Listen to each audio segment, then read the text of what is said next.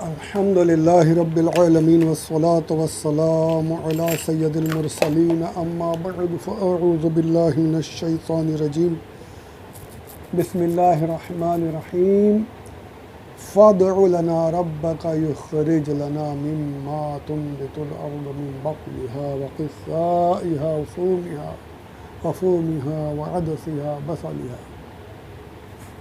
صدق اللہ العلی العظیم۔ محترم ناظرین کرام، میرے دوستو، بزرگوں، احباب، السلام علیکم ورحمۃ اللہ وبرکاتہ مغفرتہ۔ میرے ساتھ مل کر بلند آواز میں پڑھیں، الصلاۃ والسلام علیک یا رسول اللہ وعلی آلک واصحابک یا حبیب اللہ۔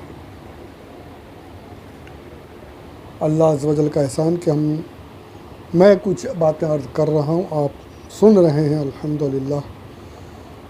اللہ ہمیں سمجھنے کی اور عمل کی اور آگے بڑھانے کی توفیق نصیب فرمائے، آمین بجاہ نبی الامین صلی اللہ علیہ وسلم۔ سورۃ البقرہ کی یہ 61ویں آیت ہے، 61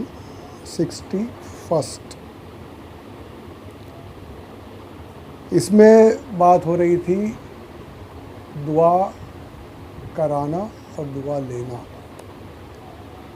فادع لنا ربک، یہودی ضد کر رہے تھے رب سے ہمارے لیے، اپنے رب سے ہمارے لیے دعا کرو۔ تو کسی بھی بزرگ سے دعا کرانا اور ہے، دعا لینا اور ہے، اور دعا کی ضد کرنا یہ تو غلط ہے۔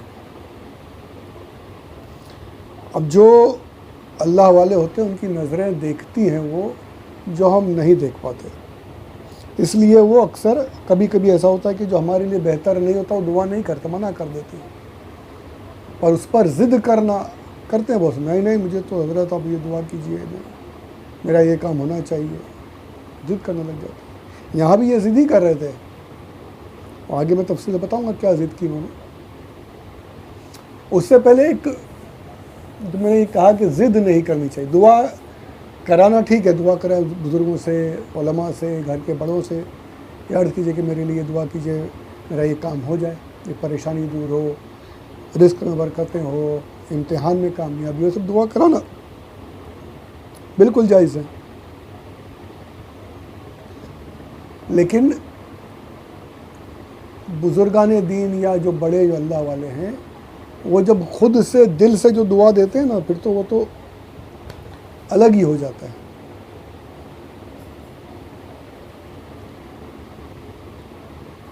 جیسے میں نے پچھلے کہا تھا کہ سرکار نے خود ارشاد فرمایا، مانگو کیا مانگتے ہو۔ حضرت عثمان غنی رضی اللہ تعالی عنہ، آپ نے کئی مرتبہ خیرات کر کے، صدقات اور خیرات کر کے، اسلام کے لشکروں کی مدد کر کے، مسلمانوں کی مدد کر کے سرکار سے خود سے دعا لی ہے۔ سرکار نے یہاں تک فرما دیا کہ عثمان اب اگر کچھ نہ بھی کرے تو اس کے لیے کافی، جنت اس کے لیے واجب ہو چکی۔ یہاں تک ایسی دعائیں سرکار نے، یہ ہے دعا لینا۔ کئی واقعات آپ کو ایسے ملیں گے۔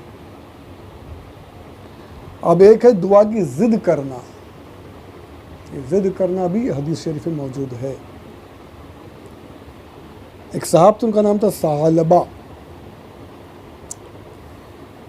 انہوں نے آ کر حضور کی بارگاہ میں عرض کی کہ دعا کیجئے یا رسول اللہ کہ میں مالدار بن جاؤں۔ سرکار نے دعا نہیں کی، منع فرما دی۔ کچھ عرصے کے بعد، 2-4 دن یا ہفتے بھر بعد پھر آئے، حضور میرے لیے دعا کیجئے میں مالدار بن جاؤں۔ سرکار کی نگاہیں دیکھ رہی تھی کہ یہ کیا ہوگا ان کا۔ مومن تھے اس وقت میں، عرض کر رہے ہیں کہ میرے لیے مالدار ہونے کی دعا کر دیجیے۔ سرکار نے پہلے منع فرمایا، پھر ضد کی، اب حضور نے دعا کر دی۔ اب نتیجہ اللہ کے محبوب دعا کریں تو پھر تو ہونا ہی ہے۔ ہوا یہ کہ انہوں نے بکری پالی ہوئی تھی، اللہ نے اس بکری میں برکت عطا فرمائی، 2 سے 4، 4 سے 8 بڑھنے لگی۔ جہاں گھر تھا وہ گھر میں پوری نہیں ہو رہی تھی، لوگوں کا آنا جانا مشکل تھا، تو مدینہ المنورہ کی بستی سے باہر کونے میں رہنے لگے کہ یہاں پہ لوگوں کا تکلیف نہیں ہوگی، اور زیادہ مطلب دور ہو گئے، کونے میں رہ گئے، اور وہاں پہ بکریاں بڑھ ہی رہی ہیں، مال بڑھتا جا رہا ہے، بیچ رہے ہیں، پیسہ آ رہا ہے، بکریاں بڑھتی جا رہی ہیں۔ 5 وقت کی جماعتوں میں آنا چھوٹ گیا، سرکار کی بارگاہ میں آنا بند، یعنی ٹائم ہی نہیں ملتا تھا، اتنی دور سے آؤں گا کیسا، سب کے ساتھ ہوتا نا، مال جب آتا تو یہ سب ہوتا ہے۔ یہ میں حدیث شریف سنا رہا ہوں، یہ اس سے درس لینے کی بات ہے۔ یہ اب کونے میں تھے، بکریاں اتنی بڑی جماعت میں آنا چھوٹ گیا، جمعہ میں حاضر ہو رہے تھے خالی۔ اب یہ کہ وہ جہاں تھے وہاں بھی جگہ فل، بستی میں رہنا مشکل، اب کیا کریں؟ تو بستی سے نکل کر مدینہ المنورہ کے جنگل میں، اس وقت میں جنگل وغیرہ تھے، یہ تھوڑی نا آج کل کی عمارتیں بنی ہوئی تھی، کانکریٹ جنگل نہیں تھا، وہی جنگل تھا، تو وہاں پہنچ گئے، اور اندر مال بڑھتے ہی جا رہا ہے، بکریاں جنگلوں میں پھیل گئی ایک دم۔ جو کبھی کبھار جمعہ میں، مطلب مسجد نبوی شریف میں، سوچیے کیسی بدبختی ہوگی ہے کہ سرکار صلی اللہ علیہ وآلہ وسلم جلوہ فرمائے اور کوئی شخص ان کا دیدار کرنے نہیں جا پا رہا ہے، کتنی بڑی سرکار نے اس لیے دعا تو نہیں کی تھی، جانتے تھے یہ ہوگا۔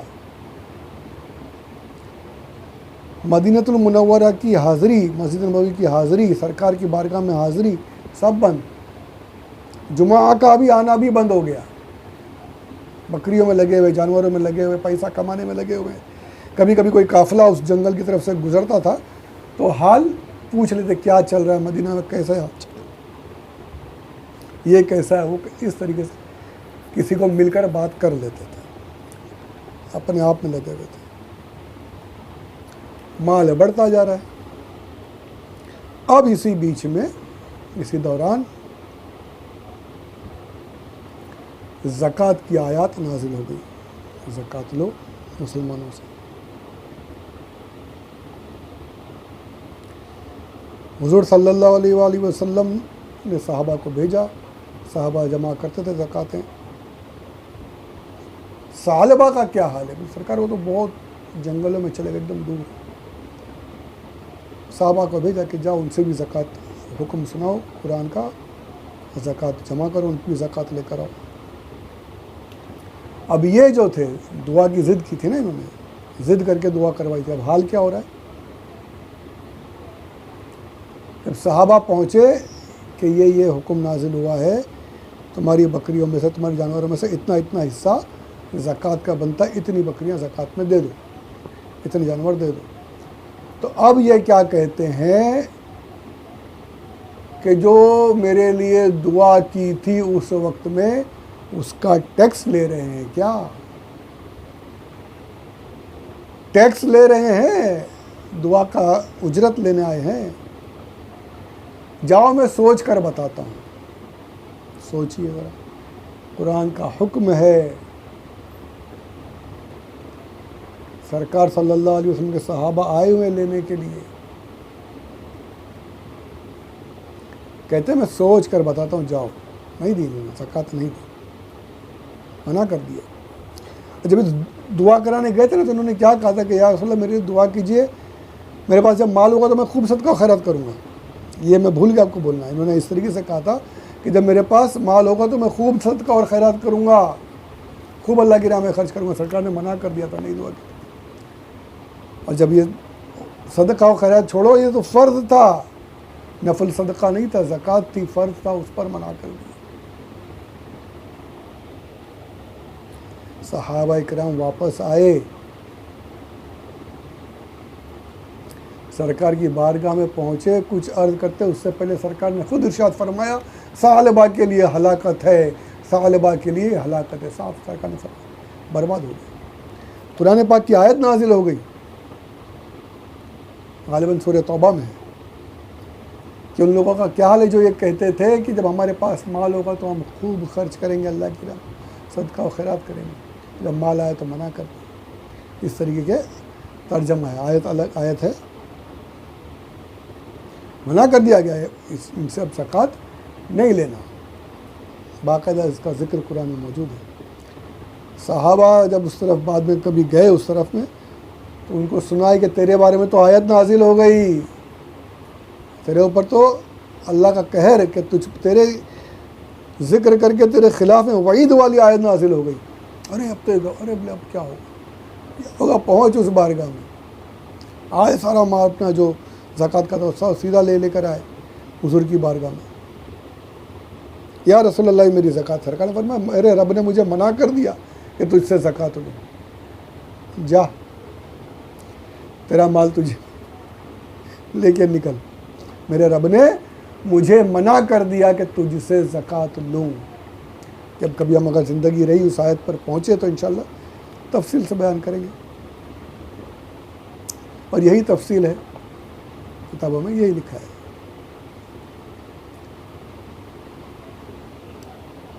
بالکل ایک دم ٹوٹے دلوں کے ساتھ واپس لوٹے، سرکار صلی اللہ علیہ وآلہ وسلم کی حیات ظاہری میں آتے رہے، مال زکوٰۃ نہیں لی گئی، ان کی منع کر دیا گیا۔ حضور صلی اللہ علیہ وآلہ وسلم کے پردہ فرمانے کے بعد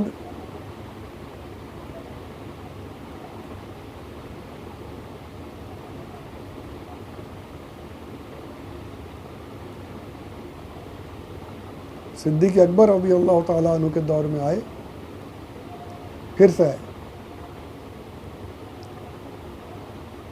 حضرت ابوبکر صدیق رضی اللہ تعالیٰ عنہ نے بھی منع فرما دیا کہ اللہ نے منع کر دیا، رسول نے منع کر دیا، میری کیا ذات ہے کہ میں تجھ سے زکوٰۃ لوں، تیری زکوٰۃ نہیں چاہیے، منع کر دیا گیا۔ پھر واپس لوٹ گئے، دور صدیقی میں بھی ان کی زکوٰۃ نہیں لی گئی۔ کتابوں میں آتا ہے کہ پھر یہ حضرت عمر فاروق کے دور میں یا حضرت عثمان غنی کے دور میں، حضرت عمر فاروق نے بھی ان کی زکوٰۃ نہیں دی، حضرت عثمان غنی کے دور میں یہ مرتد ہو کر مرے۔ کتابوں میں یہ بھی لکھا ہے کہ مرتد ہو کر مرے۔ اب سوچئے، یہ ہے دعا کی ضد کرنا، دعا کی ضد کرنا، تو ضد نہیں کرنی چاہیے۔ اولیاء کرام اللہ والے دیکھ لیتے ہیں وہ کہ ہمارے حق میں کیا بہتر ہے، جو بہتر نہیں ہوتا اس کی دعا نہیں کرتے، تو ضد نہیں کرنا چاہیے کہ مجھے یہی چاہیے، یہی دے دو، یہی دلا دو، نہیں۔ آج بھی اولیاء کرام کے مزارات پر ہم جا کر دعاؤں کی عرض کرتے ہیں، دعائیں کراتے ہیں، تو وہاں پر یہی کہ جو ہمارے حق میں بہتر ہو وہ دعا کر دیجیے، اپنی معروضات رکھ دیجیے، اور ضد نہیں، ضد کرنے کا انجام اچھا نہیں۔ اولیاء کرام کے سامنے، اللہ والوں کے سامنے بالکل ضد کرنی ہی نہیں چاہیے۔ اور وہیں یہ بھی پتہ چلا کہ مال کی محبت کتنی بری ہے، اللہ کی پناہ۔